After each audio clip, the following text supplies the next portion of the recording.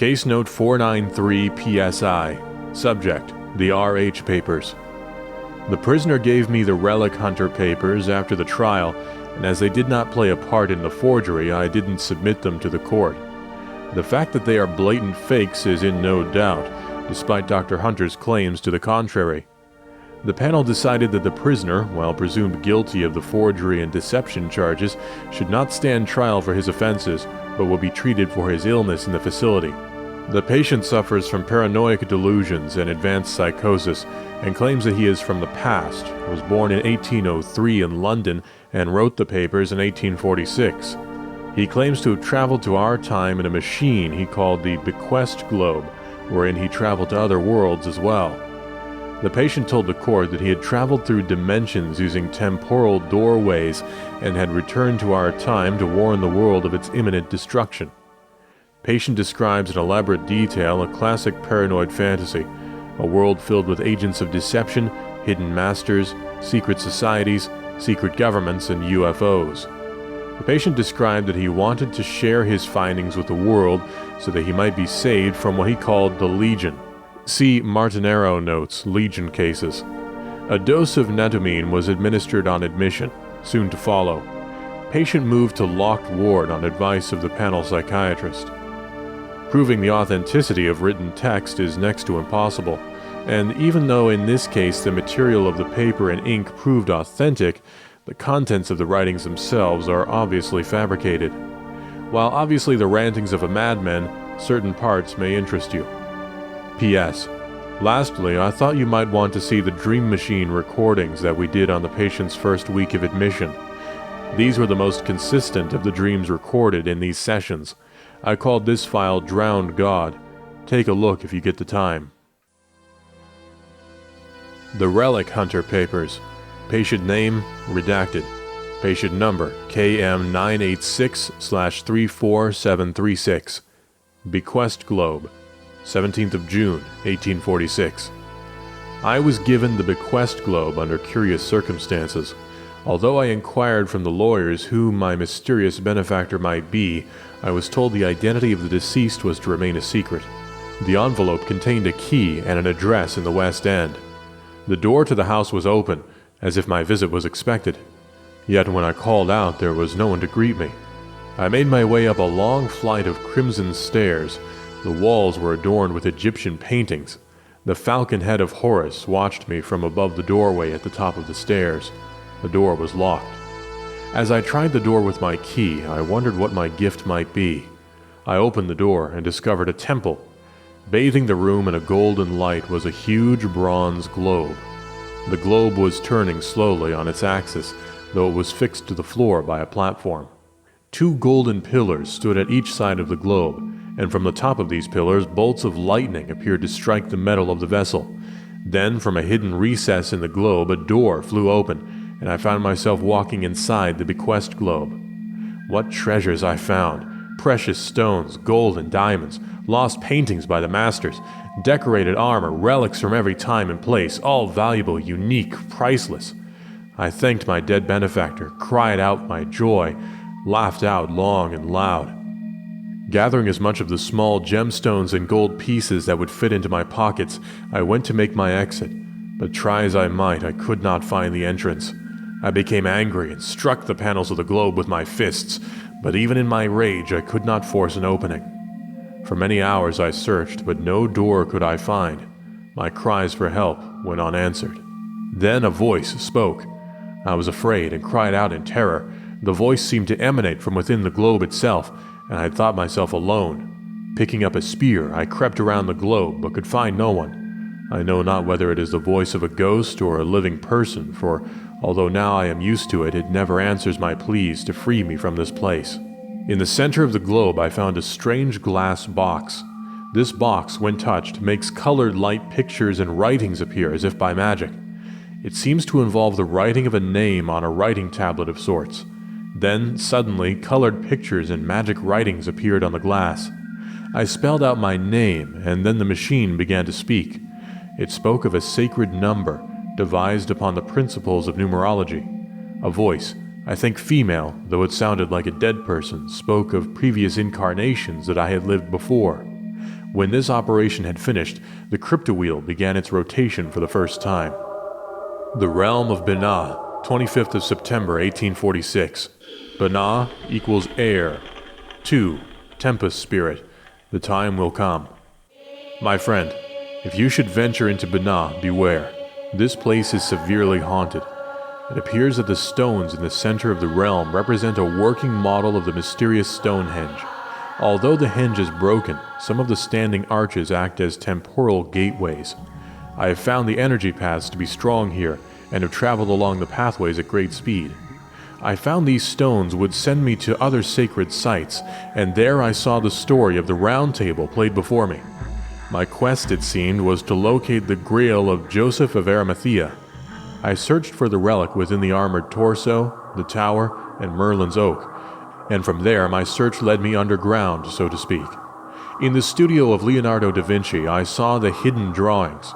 Are these the same banished works that Thomas Cole claimed were kept hidden in the vaults beneath the Vatican?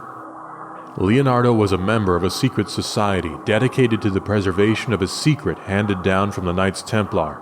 What secret did they hide?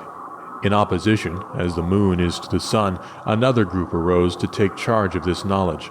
Their symbol is the all-seeing eye. They are hidden but everywhere. I know them as the Illuminati, but they changed their titles to suit the age. 2nd of November, 1846.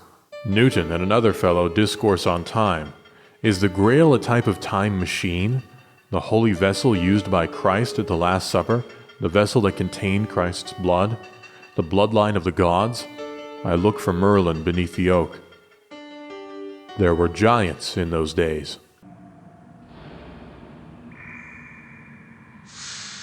The realm of Chesed. Chesed equals water. 3. Strange voices sang last night. The vessel is a container for lost souls. Sometimes voices speak from the eye in the wheel.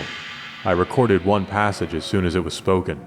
First and last, Alpha and Omega. Then came the message. Seas will cover thee. Earth will crack. Terror stalk the hidden path. Ever shall the drowned god's wrath unlock the demon. There, relics hold the secret keys. Beat back the tides and reunite love and light. My second realm encountered.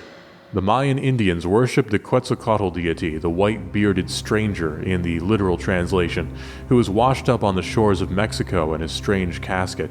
The legend tells that this man was a sky god who had fallen to earth.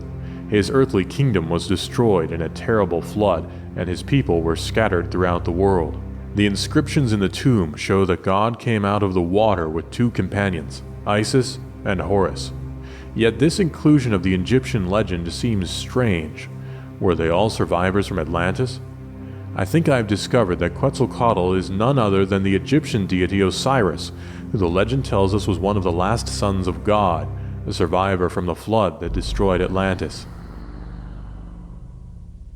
Also, my investigations took me into the Ark of Noah. This was the result of careful deduction on my part, and was not a guess. The animals came in 2 by 2, but how would such a vessel carry all the species of the world? It seems to me that this vessel carried the seed of each creature and kept them in storage for regeneration or genesis. The 4 gods on the summit of the moon pyramid possibly represent the degeneration of the Indians into a blood cult, and the subsequent murder of Osiris, Xipe, Tezcatlipoca, Xolotl, and Quetzalcoatl, Osiris, are depicted standing in the 4 corners, and when aligned allow the sun pyramid to be activated, the beacon to the stars. The calendar stone allows the 4 gods to materialize, and at the same time illustrates the remarkable skills of the ancients. The headless body of a giant, one hand severed cleanly, both parts removed, appearing not cut with a knife, but seemingly removed magically. I could not make head nor tail of it. The vessel that holds the body contains a clear liquid. This I tested, and found to be nothing more than water. A device in the machine must give the water its regenerative qualities, for later I decided to test the liquid on a dead animal. I applied a few drops to the throat of a dead mouse, and was amazed to see the little creature eventually stir and take breath. In vain, I tried to extract more of this elixir from the tank after I had finished my first sample, but the machine had been removed on my second visit to the Ark, and I was unable to locate it again.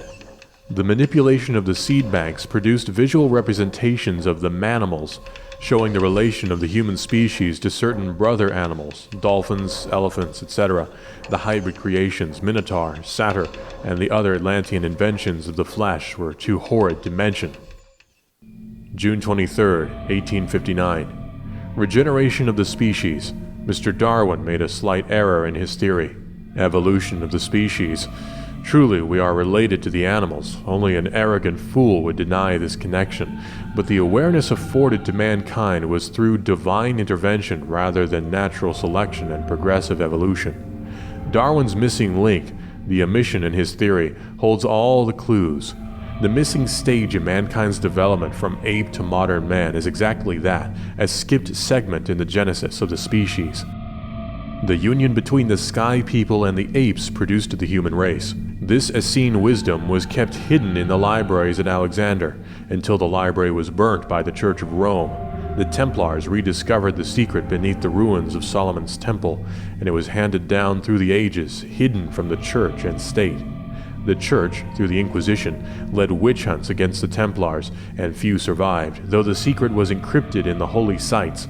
From here grew the Masonic lodges, the Rosicrucians, and eventually the Illuminati. Each order devoted to its portion of the truth, jealously guarding the fragmented relics against the other. The realm of Din. Din equals Earth. 5. The Iron Horse. My notes on this place are limited. As far as I can understand, the relic hidden in this realm is the fabulous Shambhala stone, or Philosopher's Stone, brought to Earth according to the ancient Tibetans by a space messenger. Is this not the artifact searched for by the alchemists? The alchemists believe that the stone turned the base elements into their opposites, lead into gold, the mortal into the immortal. The stone is here. Some might say that my failure to locate any of the relics does not afford me the qualification to elucidate on their nature. But if my studious efforts in the real world have any vestige or value, then believe me, I have found the last resting place of the stone. Look again, if you doubt me, at the story of the Comte de Saint-Germain, the man who claimed that he had returned from the secret monasteries of Tibet with a shard of the stone. He claimed to be immortal, claimed that he had lived for 1,000 years in Shambhala. The stone had afforded him his immortality. In this realm I have found his signs. I am close to revealing his secret. The realm of Chokmah. Chokmah equals fire. 4. I have seen the future. Witnessed the horrors that nightmares are made of. Buildings unlike our own, built beneath the ground. Experiments using human flesh. Machines of mutilation. Weapons that poison. Devices that drive the enemy mad with sound. I cannot describe the instruments of torture. I have no science to bear witness to what I saw, but there are creatures here, stored in vessels similar to those I saw in Chesed that are not of this earth. During the last days, humanity will uncover the records of Atlantis and the Great Pyramid at Cheops, and know that Solon did not lie in his account to Plato of the fabulous island that once existed in the Atlantic Ocean. I have listed the tarot cards in the major arcana. These cards seem to tell a story, and I believe that the story tells of the fall from the garden or a man's awakening. If I'm not mistaken, all the female cards appear to depict Isis. Are not the signs for her everywhere? Look again, it spells her name. The pentacles equal the stone. The cups equal the grail. The wands equal the rod. The swords equal the firebird.